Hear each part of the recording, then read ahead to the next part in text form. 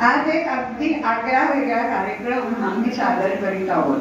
गुरुपौर्णिमेच्या शुभमुहूर्तावर सुभाषितांच्या खजिन्यातील काही सुभाषिते आम्ही आज तुमच्या समोर अर्थसकट सादर करणार आहोत.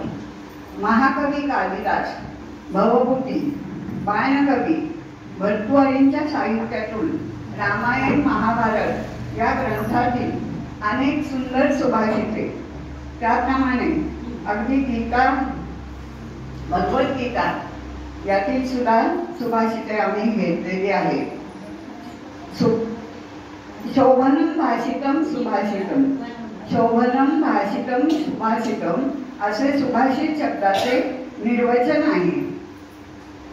पृथ्व्यां त्रीणि रत्नानि जनमन्नं सुभाषितम, मूढैः पाषाण खंडेषु रत्नसंज्ञा विलीये. या भूतलावर पाणी, अन्न, सुभाषित हीच तीन रत्ने आहेत. परंतु मूर्ख लोक आहेत ते मात्र पाषाणाच्या तुकड्यांना रत्न समजतात.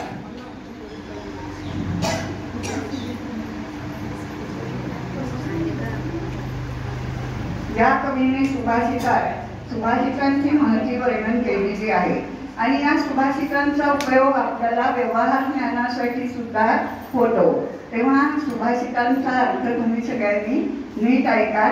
थोडंसं हे तुम्हाला इथे विनोद वगैरे काही नाही, वेगळ्या ह्याचा बाईंनी निवडलेला आहे. तुम्हाला वाटलं असेल काहीतरी विनोदी असेल तर तसं काही नाही.